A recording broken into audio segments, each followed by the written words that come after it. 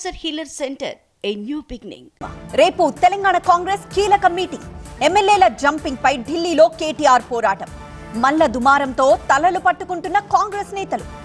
కులగణన లెక్కలపై మరో కాంట్రవర్సీ. వీటితో పాటు టాప్ తెలంగాణ న్యూస్ ని చూద్దాం. తెలంగాణలో అధికార కాంగ్రెస్ పార్టీలోని పరిణామాలు కాకరేపుతున్నాయి.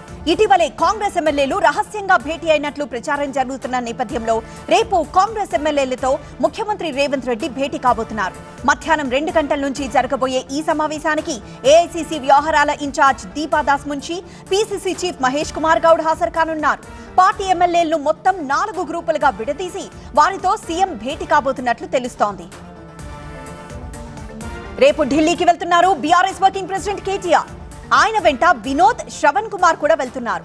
సుప్రీంకోర్టు న్యాయవాదులతో భేటీ అవుతారు. ఈ నెల 10న ఎమ్మెల్యేల ఫిరాయింపు కేసు విచారణ జరగబోతుండగా 2-3 రోజులు ఢిల్లీలోనే ఉండే అవకాశం ఉంది. ఫిరాయింపుల విషయంలో నిర్ణయం ఎందుకు ఆలస్యం అవుతోందని ఇటీవలే సుప్రీంకోర్టును సూటిగా ప్రశ్నించింది. ఈ నేపథ్యంలోనే 10 మంది ఎమ్మెల్యేలకు అసెంబ్లీ కార్యదర్శి నోటీసులు కూడా జారీ చేశారు. ఎమ్మెల్సీ తీన్మార్ మల్లన్నకు షోకాజ్ నోటీస్ జారీ చేసింది కాంగ్రెస్ పార్టీ. కులగణన ఫామ్ కు నిప్పు పెట్టడంపై చర్యలకు దిగింది. పీసీసీ క్రమశిక్షణ కమిటీ షోకాజ్ ఇచ్చి వివరణ కోరడంతో వివాదం పెద్దదైంది. బీసీల కులగణన తర్వాత ఎమ్మెల్సీ మల్లన్న కాంగ్రెస్ ప్రభుత్వంపై తీవ్ర ఆరోపణలు చేశారు. బీసీలకు 42% రిజర్వేషన్ ఇచ్చే పరిస్థితి లేదని ప్రభుత్వమే చెప్పిందని, న్యాయం కూడా చేసే ప్రయత్నాలు చేయడం లేదంటూ కామెంట్స్ చేశారు. కాంగ్రెస్ లో చర్చనీయాంశంగా మారింది మల్లన్న ఎపిసోడ్. ఇటీవలే వరంగల్ బీసీ గర్జన సభలో మల్లన్న చేసిన వ్యాఖ్యలు వివాదానికి కారణమయ్యాయి. రెడ్లపై ఆయన చేసిన కామెంట్స్ తో వివాదం రాజుకుంది. మల్లన్న తీరును తప్పుపట్టారు మంత్రులు పొన్నం, సీతక్క. ఎవరైనా పార్టీ లైన్ దాటి మాట్లాడితే కఠిన చర్యలుంటాయన్నారు. అయితే బీసీల హక్కుల కోసం పోరాడడంలో తప్పు లేదని, కానీ ఇతర వర్గాలను కించపరిచేలా మాట్లాడడం సరికాదన్నారు వీహెచ్. అయితే మల్లన్నపై డీజీపీ ఆఫీసులో ఫిర్యాదు చేశాయి రెడ్డి సంఘాలు. మెదక్ జిల్లా వ్యాప్తంగా పలు స్టేషన్లలో మల్లన్నపై ఫిర్యాదులు చేశారు. తమ సామాజిక వర్గాన్ని కించపరిచేలా మాట్లాడారంటూ మండిపడ్డారు. పలుమార్లు ఇలాంటి కామెంట్స్ చేశాడని, ఇలా విద్వేషాలు రెచ్చగొడుతున్న మల్లన్నపై కేసు పెట్టి కఠిన చర్యలు తీసుకోవాలంటూ ఫిర్యాదులు చేశారు. కులగణన నివేదికపై శ్రీనివాస్ గౌడ్ సంచలన ఆరోపణలు చేశారు. ప్రజల్లో అల్లకొల్లోలం సృష్టించడమే కాంగ్రెస్ వ్యూహమన్నారు మాజీ మంత్రి. కులాల మధ్య కొట్లాటకు కుట్ర జరుగుతోందని, బీసీ మైనార్టీల మధ్య చిచ్చు పెడుతున్నారన్నారు. ప్రభుత్వంపై ప్రజలు తిరగబడే రోజు వస్తుందంటూ ఫారయ్యారు శ్రీనివాస్ గౌడ్. దేశంలో బీసీలు పెరుగుతుంటే ఇక్కడ ఎలా తగ్గారని ప్రశ్నించారు. కరోనాలో బీసీలు ఏమైనా తగ్గారా? రీసర్వే చేసి సరైన లెక్కలు బయటపెట్టాలన్నారు. ఎన్నికల హామీలో భాగంగానే కులగణన చేపట్టామని, సర్వేలో ఎలాంటి పొరపాట్లు జరగకుండా చూశామని డిప్యూటీ సీఎం భట్టి విక్రమార్క అన్నారు. సర్వేలో ప్రజలు పాల్గొనవద్దంటూ కొందరు కుట్రపూరితంగా పిలుపునిచ్చారని ఆరోపించారు. ఇక కులగణన సర్వేపై అపోహలు వద్దన్నారు మంత్రి ఉత్తమ్. ఎవ్వరికి అభ్యంతరాలున్నా ప్రభుత్వం నివృత్తి చేసేందుకు సిద్ధంగా ఉందన్నారు. 2-3 రోజుల్లో జిల్లాల వారీగా కులాల వివరాలు అప్లోడ్ చేస్తామన్నారు మంత్రి ఉత్తమ్. తెలంగాణ ప్రభుత్వ కులగణన నివేదిక తప్పుల తడక అన్నారు బీజేపీ ఎంపీ లక్ష్మణ్. బీసీలకు సామాజిక న్యాయం చేయాలని చిత్తశుద్ధుంటే కులగణన రిపోర్ట్ కి చట్టబద్ధత కల్పించేవారని, కానీ సీఎం రేవంత్ రెడ్డి దీన్ని బిల్లు రూపంలో తీసుకురాకుండా కేవలం ప్రకటన చేశారన్నారు ఆయన. కులగణన సర్వే రిపోర్టులో 52% ఉన్న బీసీలను 46%గా చిత్రీకరించి ద్రోహం చేశారని లక్ష్మణ్ విమర్శించారు. తిరుమలలో విధులు నిర్వహిస్తున్న అన్య మతస్థులకు టీటీడీ తాకీదు. ఇక 2.0 చూస్తారంటున్న వైఎస్ జగన్. పవన్ కు వైరల్ ఫీవర్. విడుదల రజనీపై కోర్టులో పిటిషన్. వీటితో పాటు టాప్ ఏపీ వార్తల్ని ఇప్పుడు చూద్దాం. టీటీడీ తాజాగా మరో సంచలన నిర్ణయం తీసుకుంది. కొండపై అన్యమత ఉద్యోగులపై చర్యలు ప్రారంభించింది. 18 మంది అన్యమత ఉద్యోగులను గుర్తించి వారికి మెమోలు ఇవ్వడం ఇప్పుడు హాట్ టాపిక్ గా మారింది. అన్యమత కార్యక్రమాల్లో పాల్గొంటున్న 18 మంది ఉద్యోగులపై క్రమశిక్షణ చర్యలకు దిగింది టీటీడీ. చైర్మన్ బీఆర్ నాయుడు ఆదేశాలతో మెమో జారీ చేసింది. ఉద్యోగులను ప్రభుత్వ శాఖలకు బదిలీ చేయాలని, లేకుంటే వీఆర్ఎస్ ఇచ్చి పంపాలని టీటీడీ బోర్డు తీర్మానించింది. తాడేపల్లిలో వైసీపీ కార్పొరేటర్లతో సమావేశం నిర్వహించారు మాజీ సీఎం జగన్. ఈ మీటింగ్ లో ఆయన కీలక వ్యాఖ్యలు చేశారు. ఈసారి జగన్ 2.0 చూస్తారని, ముందు కన్నా వేరుగా ఉంటుందన్నారు. కార్యకర్తల కోసం జగన్ ఏం చేస్తాడో చూపిస్తానని, గతంలో కార్యకర్తలకు ఎక్కువ ప్రాధాన్యత ఇవ్వలేకపోయానన్నారు. కార్యకర్తలను ఇబ్బంది పెట్టిన వారిని వదిలిపెట్టమని, అక్రమ కేసులు పెట్టిన వారిపై ప్రైవేట్ కేసులు పెట్టి చట్టం ముందు నిలబడతానన్నారు. కేంద్ర రక్షణ శాఖ మంత్రి రాజ్నాథ్ సింగ్ ను కలిశారు ఏపీ విద్యా ఐటీ శాఖ మంత్రి నారా లోకేష్. ఢిల్లీలోని రాజ్నాథ్ నివాసంలో మర్యాదపూర్వకంగా కలుసుకున్నారు లోకేష్. ఏపీలో కూటమి ప్రభుత్వం ఏర్పాటయ్యాక జరుగుతున్న అభివృద్ధి కార్యక్రమాలను కేంద్ర మంత్రికి వివరించారు. ఆంధ్రప్రదేశ్లో డిఫెన్స్ క్లస్టర్ ఏర్పాటు చేయాలని కోరారు. డిఫెన్స్ రంగం పరికరాల తయారీలో పెద్ద ఎత్తున పెట్టుబడులు, ఉద్యోగ అవకాశాలు వస్తున్నాయని, ఈ నేపథ్యంలో కొన్ని యూనిట్లు ఏపీకొచ్చేలా సహకరించాలన్నారు Lokesh. AP deputy CM Pawan Kalyan జ్వరంతో బాధపడుతున్నారు. వైరల్ ఫీవర్ వచ్చినట్లు డాక్టర్లు చెప్పారు. జ్వరంతో పాటు ఆయనకు స్పాండిలైటిస్ ఉండడంతో పవన్ కళ్యాణ్ కు విశ్రాంతి అవసరమన్నారు వైద్యులు. దీంతో రేపటి కేబినెట్ భేటీకి పవన్ హాజరుపై సందిగ్ధత నెలకొంది. మరోవైపు రేపు ఏపీ కేబినెట్ సమావేశం జరగనుంది. అసెంబ్లీ బడ్జెట్ సమావేశాల నిర్వహణపై చర్చించనున్నారు. విశాఖ కేజీహెచ్ లో ఓ రౌడీ షీటర్ పసిపిల్లల ప్రాణాలతో చెలగాటమాడాడు. ఎన్ఐసీయూకి వెళ్లే ఆక్సిజన్ సరఫరా అయ్యే పైపులు కట్ చేసేందుకు ప్రయత్నించాడు. తనను ఉద్యోగంలోంచి తీసేశారనే కోపంతో ఈ నిర్వాకానికి పాల్పడ్డాడు నిందితుడు. సెక్యూరిటీ అతన్ని అడ్డుకోగా కత్తితో బెదిరించి దాడికి కూడా ప్రయత్నించాడు. రౌడీ షీటర్ రేవుల రాజు సహా ముగ్గురిని అరెస్ట్ చేశారు పోలీసులు. ఘటనపై స్పందించిన హోంమంత్రి మరోసారి ఇలాంటివి జరగకుండా చూసుకుంటామన్నారు. ఆదినారాయణ రెడ్డి టార్గెట్ గా ఎంపీ సీఎం రమేష్ సంధించిన లేఖాస్త్రం చర్చనీయాంశంగా మారింది. దీనిపై కడప జిల్లా ఎస్పీ అశోక్ కుమార్ స్పందించారు. జమ్మలమడుగులో జూదానికి చెక్ పెట్టే విషయంలో తాము సీరియస్ గానే పనిచేస్తున్నామని ఎస్పీ తెలిపారు. కడప జిల్లా వ్యాప్తంగా కూడా యాంటీ సోషల్ ఎలిమెంట్స్ పై ఫోకస్ పెట్టామన్నారు. మరోవైపు సీఎం రమేష్ పై మండిపడ్డ ఆదినారాయణ రెడ్డి దరిద్రపు ఆలోచనతో దరిద్రపు లేఖ రాశారన్నారు. ఒంగోలు కార్పొరేషన్ కౌన్సిల్ భేటీలో గందరగోళం నెలకొంది. పోడియం దగ్గరకు దూసుకువెళ్లారు వైసీపీ కార్పొరేటర్లు. నగరంలోని షాదీఖానాను ప్రైవేట్ వ్యక్తులకు లీజులకివ్వడం, ముస్లిం శ్మశాన వాటిక స్థలాన్ని వెనక్కి తీసుకోవడంపై అభ్యంతరం వ్యక్తం చేశారు. టీడీపీ నేతలు కక్ష సాధింపు చర్యలకు దిగుతున్నారని ఇన్ఛార్జ్ మేయర్తో వైసీపీ కార్పొరేటర్లు వాగ్వాదానికి దిగారు. చివరికి లీజ్ అంశాలను వాయిదా వేస్తున్నట్లు ఎమ్మెల్యే దామచర్ల ప్రకటించారు. వైసీపీ నేత మాజీ మంత్రి విడుదల రజనీపై హైకోర్టులో పిటిషన్ దాఖలైంది. విడుదల రజనీ పిఏలు రామకృష్ణ, ఫణితో పాటు అప్పటి సీఐ సూర్యనారాయణ వేధించారంటూ ఓ వ్యక్తి పిటిషన్ దాఖలు చేశారు. 2019లో సోషల్ మీడియాలో ప్రశ్నించినందుకు వేధించారని హైకోర్టుకెక్కారు కోటి అని సోషల్ యాక్టివిస్ట్. 2 వారాల్లో వివరాలు పంపాలని పల్నాడు పోలీసులకు ఏపీ హైకోర్టు ఆదేశాలు జారీ చేసింది. వైఎస్ వివేక హత్య కేసులో కీలక పరిణామం చోటు చేసుకుంది. దస్తగిరి ఫిర్యాదుతో నిందితుడు దేవిరెడ్డి కుమారుడు చైతన్యరెడ్డిపై కేసు నమోదైంది.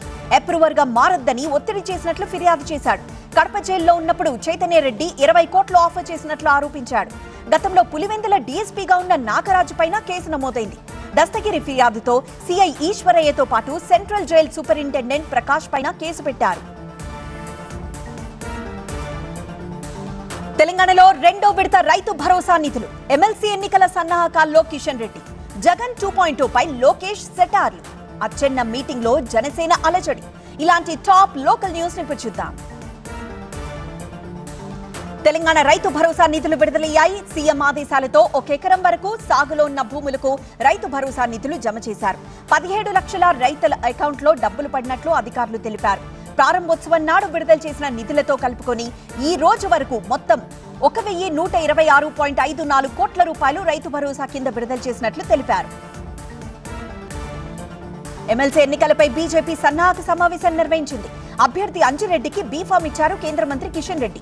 మెదక్, నిజామాబాద్, కరీంనగర్, ఆదిలాబాద్ పట్టభద్రుల ఎమ్మెల్సీ ఎన్నికల్లో అంజిరెడ్డి పోటీ చేస్తున్నారు. అటు టీచర్ ఎమ్మెల్సీ ఎన్నికలపైన బీజేపీ సన్నాహక సమావేశం నిర్వహించింది. నామినేషన్ల ప్రక్రియ, ప్రచార వ్యూహాలపై చర్చించారు కిషన్ రెడ్డి. రేపు టీచర్ ఎమ్మెల్సీ అభ్యర్థులు కొమరయ్య, సరోత్తం రెడ్డి నామినేషన్ వేయనున్నారు. ఢిల్లీలో బీజేపీకి సానుకూల ఫలితాలు వచ్చాయన్నారు ఏపీ మంత్రి నారా లోకేష్. ఢిల్లీలో హాఫ్ ఇంజిన్ ప్రభుత్వం వద్దు, డబుల్ ఇంజిన్ సర్కార్ కావాలని ప్రజలు కోరుకున్నారన్నారు. ఎన్డీఏ మరింత బలోపేతమవుతుందన్నారు. ఇక జగన్ కుటుంబంలో ఎవ్వరికీ భద్రత తగ్గించలేదని, నిబంధనల ప్రకారమే భద్రత కల్పిస్తున్నామని చెప్పారు. వైసీపీ 1.0నే ఇంకా మర్చిపోలేకపోతున్నారు. ఇక 2.0 ఎక్కడి నుంచి వస్తుందంటూ సెటార్లు వేశారు. అంబేద్కర్ కోనసీమ జిల్లాలో పి గన్నవరంలో మంత్రి అచ్చెన్నాయుడు పర్యటించారు. అయితే ఆయన పాల్గొన్న సమావేశం గందరగోళానికి దారితీసింది. గ్రాడ్యుయేట్ ఎమ్మెల్సీ ఎన్నికల సమావేశంలో జిల్లా ఇన్ఛార్జ్ మంత్రి అచ్చెన్నాయుడు మాట్లాడుతుండగానే జనసేన కార్యకర్తలు ఆందోళన చేశారు. మీటింగ్ లో పవన్ కళ్యాణ్ పేరు ప్రస్తావించకుండా అచ్చెన్నాయుడు ఎలా మాట్లాడతారంటూ ఆగ్రహం వ్యక్తం చేశారు. దీంతో సమావేశాన్ని హడావుడిగా ముగించేశారు అచ్చెన్నాయుడు. గ్రాడ్యుయేటెడ్ ఎమ్మెల్సీ అభ్యర్థిగా బరిలోకి దిగిన మాజీ మంత్రి ఆలపాటి రాజేంద్ర ప్రసాద్ కోసం నాదెండ్ల మనోహర్ ప్రచారం చేశారు. ఆయన్ను గెలిపించుకోవాల్సిన బాధ్యత అందరిపై ఉందన్నారు. ఆలపాటి రాజా మనకెంత చేశారో మనం కూడా ఆలపాటికి అంతకన్నా ఎక్కువ చేద్దామన్నారు. మరోవైపు ఎమ్మెల్సీ జంగా కృష్ణమూర్తి కూడా ఆలపాటి రాజాని గెలిపించాలంటూ పిలుపునిచ్చారు. పాడేరులో వైసీపీ ఆధ్వర్యంలో అఖిలపక్ష సమావేశం జరిగింది. గిరిజన చట్టాలపై స్పీకర్ అయ్యన్న వ్యాఖ్యలకు నిరసనగా ఏజెన్సీలో కార్యాచరణ ప్రకటించారు. ఈ నెల 11, 12 తేదీల్లో ఏజెన్సీ అంతటా 48 గంటలు బంద్కు పిలుపునిచ్చారు. పాడేరు, అరకు ఎమ్మెల్యేలు, మాజీ ఎమ్మెల్యేలు పాల్గొని సిపిఎం రాష్ట్ర కార్యవర్గ సభ్యుడు అప్పల నర్సయ్య, దండకారణ్య సమితి అధ్యక్షులు మాణిక్యం పాల్గొన్నారు. మేడ్చల్, కుకట్పల్లి, జీడిమెట్లలో అగ్ని ప్రమాదాలు సంభవించాయి. ఖైతలాపూర్ రోడ్లో ఉన్న ఓ ఫాస్ట్ ఫుడ్ సెంటర్లో మంటలు చెలరేగాయి. వంట చేస్తున్న సమయంలో గ్యాస్ లీక్ అవడంతో మంటలు చెలరేగినట్లు తెలుస్తోంది. దీంతో అందరూ భయంతో బయటకు పరుగులు తీశారు. ఇక దమ్మాయిగూడ మున్సిపాలిటీ పరిధి డంపింగ్ యార్డ్ ఆనుకొనున్న ఫారెస్ట్ ల్యాండ్ లో చెట్లు తగలబడ్డాయి. మరోవైపు దూలపల్లి వెళ్లే దారిలో టార్ షాప్ లో చిన్నగా మొదలైన మంటలు క్రమంగా షాప్ అంతా వ్యాపించడం స్థానికంగా అలజడి రేగింది. ములుగు జిల్లా మేడారంలో మినీ జాతర ముందస్తు కార్యక్రమాలు వేగంగా జరుగుతున్నాయి. ఈ రోజు గుడి శుద్ధి పండుగ నిర్వహించారు ఆదివాసీ పూజారులు. సమ్మక్క, సారలమ్మ గద్దెలతో పాటు ఆలయాల్లో ప్రత్యేక పూజలు నిర్వహించారు. ఆలయాల్లోని పూజా సామాగ్రిని శుద్ధి చేసి ధూపదీప నైవేద్యాలు సమర్పించారు. గట్టమ్మ గుట్ట వద్ద ఎదురు పిల్ల వేడుక నిర్వహించారు. ఈ నెల 12 నుంచి జాతర ప్రారంభం కానుంది. కన్న కూతురుతో అసభ్యకరంగా ప్రవర్తించిన తండ్రిపై ఫోక్సో కేసు నమోదైంది. రంగారెడ్డి జిల్లా శంషాబాద్ మండలం పాలమాకుల గ్రామంలో ఉంటున్న గీరజ్ డ్రెసౌజాపై కేసు నమోదు చేశారు పోలీసులు. గోవాకు చెందిన గీరజ్ భార్య, కొడుకు మృతితో 12 ఏళ్ల కూతురును రాజేంద్ర నగర్ మేనమామ దగ్గరుంచి పాలమాకుల్లో ఉంటూ వెల్డింగ్ పనులు చేస్తున్నాడు.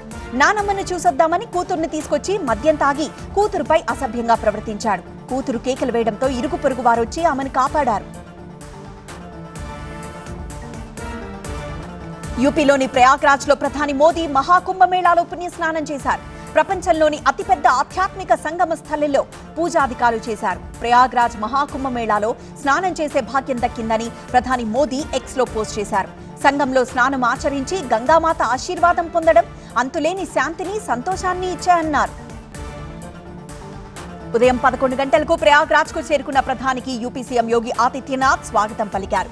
ఆ తర్వాత అరైల్ ఘాట్ నుంచి ప్రత్యేక బోట్లో యోగితో కలిసి ప్రధాని మోదీ సంగం ఘాట్ కు వెళ్లారు. కాషాయ వస్త్రం, ట్రాక్ సూట్ ధరించి మెడలో రుద్రాక్షమాలతో మోదీ పుణ్యస్నానం చేశారు. ఢిల్లీలో పోలింగ్ ప్రశాంతంగా ముగిసింది. గతం కన్నా భారీగా తరలివచ్చారు ఓటర్లు. దీంతో సాయంత్రం 5 గంటల వరకు 58% పోలింగ్ నమోదైంది. పూర్తి పోలింగ్ పర్సెంటేజ్ ను రేపు ప్రకటించనుంది ఈసీ. అయితే గతంలో కన్నా 13% అధికంగా పోలింగ్ నమోదైనట్లు తెలుస్తోంది. దీంతో మేం గెలుస్తామంటూ బీజేపీ, ఆప్ పార్టీలు విజయంపై ధీమాగా ఉన్నాయి. ఇక ఢిల్లీ ఎన్నికలు ముగియగానే ఎగ్జిట్ పోల్స్ వెలువడ్డాయి. దీనిలో బీజేపీకే ఎక్కువ సర్వేలు ఓటేశాయి. కమలం పార్టీదే విజయమంటూ ప్రకటించాయి. 1-2 సర్వేలు ఆప్ వైపు మొగ్గు చూపాయి. ఢిల్లీలో అవినీతి, పాలన గాడి తప్పడం వంటి అంశాలతో బీజేపీ ఎన్నికల్లో భారీగా ప్రచారం చేసింది. దాంతో పాటు ఇటీవలే ఐటీ స్లాబుల్లో మార్పులు చేయడం కూడా బీజేపీకి సానుకూలంగా మారినట్లు విశ్లేషకులు చెబుతున్నారు. ఢిల్లీ అసెంబ్లీ ఎన్నికల సందర్భంగా సీలంపూర్లో ఉద్రిక్తతలు నెలకొన్నాయి. పోలింగ్ బూత్ లో దొంగ ఓట్లు వేస్తున్నారంటూ బీజేపీ కార్యకర్తలు నిరసనకు దిగారు. బూత్ లో దగ్గర అనుమానంగా తిరుగుతున్న వారిపై దాడి చేశారు. ఆప్ పార్టీ దొంగ ఓట్లు వేస్తోందని ఆరోపించారు. పరిస్థితి ఉద్రిక్తంగా మారడంతో సీలంపూర్ పోలింగ్ బూత్ దగ్గర అదనపు బలగాలను దించారు. ఢిల్లీ పోలింగ్ సందర్భంగా మాజీ సీఎం కేజ్రీవాల్ ఓటు హక్కును వినియోగించుకున్నారు. తన భార్య, తల్లిదండ్రులతో కలిసి వచ్చి ఓటు వేశారు. మరోవైపు సీఎం అతీషి కూడా తన ఓటు హక్కును వినియోగించుకున్నారు. ఈ ఎన్నికలు మత ప్రాతిపదికన జరుగుతున్నాయని, మంచికి చెడుకి, పనిమంతులకు రౌడీలకు మధ్య జరుగుతున్న పోరుగా అభివర్ణించారు. అయితే ఆమె వ్యాఖ్యలపై మండిపడ్డారు బీజేపీ నేతలు. చాట్ జీపీటీ, డీప్ సీక్ వంటి ఏఐ టూల్స్ కి దూరంగా ఉండాలంటూ కేంద్ర ప్రభుత్వం ఉద్యోగులను ఆదేశించింది. ప్రభుత్వ సమాచారం, ప్రైవసీకి భంగం వాటిల్లే ప్రమాదం ఉన్నట్లు కేంద్ర ఆర్థిక శాఖ అనుమానం వ్యక్తం చేసింది. ఈ 2 AI tools Android, Apple stores లో అందుబాటులో ఉండడంతో వాటిని డౌన్లోడ్ చేసుకుంటే ఫోన్లో ఉన్న డేటా బయటకు పొక్కే అవకాశం ఉన్నట్లు చెప్తున్నారు. ఇటీవలే సెన్సేషన్ గా నిలిచిన డీప్ సీక్ ఏఐ చైనాది కావడంతో మన డేటా ఆ దేశానికి లీక్ అయ్యే ప్రమాదం ఉంది. దీంతో కేంద్రం ఇలాంటి ఆదేశాలు ఉద్యోగులకు జారీ చేసింది. మైక్రోసాఫ్ట్ కో ఫౌండర్, అపర కుబేరుడు బిల్ గేట్స్ కొత్త గర్ల్ ఫ్రెండ్ గురించి తొలిసారి స్పందించారు. 69 ఏళ్ల గేట్స్ కొంతకాలంగా పౌలా హార్ట్ తో డేటింగ్ లో ఉన్నారు. ఆమెతో స్నేహం చాలా ఫన్ గా ఉందంటున్నారు బిల్ గేట్స్. పౌలా స్నేహితురాలుగా దొరకడం తన అదృష్టమన్నారు. Paula Hurd Oracle CEO Mark Hurd భార్యగా ఉన్నారు. 2019లో మార్క్ మరణించారు. 2022 నుంచి బిల్ గేట్స్ తో డేటింగ్ చేస్తున్నారు. Cancer Healer Center, a new beginning.